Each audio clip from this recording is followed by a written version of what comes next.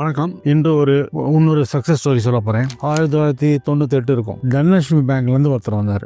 ஒய்ஃபோட வந்தாங்க. வரும்போது சேரில் உட்காந்தா ஷேவ் பண்ணல, தாடி எல்லாம் வளர்ந்துக்கிட்டு தலையெல்லாம் பிரித்து போட்டுட்டு இப்படி இருந்தார். ரொம்ப ஷர்ட்டெல்லாம் ரொம்ப ஷேபியாக இருந்தது. வந்துட்டு சார் என்னை கொண்டுடுங்க சார் அப்படின்னாரு. எதுக்குடா கொண்டுடுறேன் அப்படிலாம் இல்லைப்பா அப்படின்னு சொல்லிட்டு போங்க ஆக ஆரம்பிச்சார். அஜிடேஷன் உலகத்தில் உட்கார முடியல, அவரால் ரெஸ்ட்லெஸ்ஸாக இருக்கார். ஒய்ஃப் சொல்கிறாங்க, சார் இப்படி தான் சார் ஒரு வாரமாக இப்படி இருக்காரு, தாங்க முடியல சார், செத்து போகிறேன்னு சொல்கிறாரு, மேனேஜே பண்ண முடியல சார், அதனால தான் கூப்பிட்டு வந்தோம் அப்படின்னாங்க. இதில் ஆப்வியஸ் இது மனச்சோர்வு, தீவிரமான மனச்சோர்வு, டிப்ரெஷன் அர்த்தம். ஆனால் ஹிஸ்ட்ரியில் நம்ம போனோம் அப்படின்னாக்க அவருக்கு பைப்போலார் டிசார்டர் இருக்குன்னு கண்டுபிடிச்சோம். அதாவது ஒரு சமயத்தில் இது மாதிரி மனச்சோர்வில் இருப்பாங்க, இன்னொரு சமயத்தில் நான் ஜாலியாக இருக்கிறது, அதிகமாக பேசுறது, பாட்டு பாடுறது, செலவு பண்ணுறது அப்படிங்கிற மாதிரி மேனிக் எபிசோடு. இவருக்கு என்னன்னா கடந்த 15 வருஷமாவே அவருக்கு ஃப்ரீக்வெண்ட்டாக வருது. சில பேருக்கு ஒரு தடவை மேனிக் எபிசோடு வந்தால் அதுக்கப்புறம் 2 வருஷம் 3 வருஷம் கழிச்சு டிப்ரெஷன் வரும். இவருக்கு அப்படி வராது. ஒரு மேனிக் எபிசோடு வரும், ஒரு 6 மாதத்துலேயே டிப்ரெஷன் எபிசோடு வரும். இந்த மாதிரிலாம் வரும்போது ட்ரீட் பண்ணுறது டாக்டருக்கு ரொம்ப கஷ்டம். அதனால நிறைய அவர் லீவ் போட்டு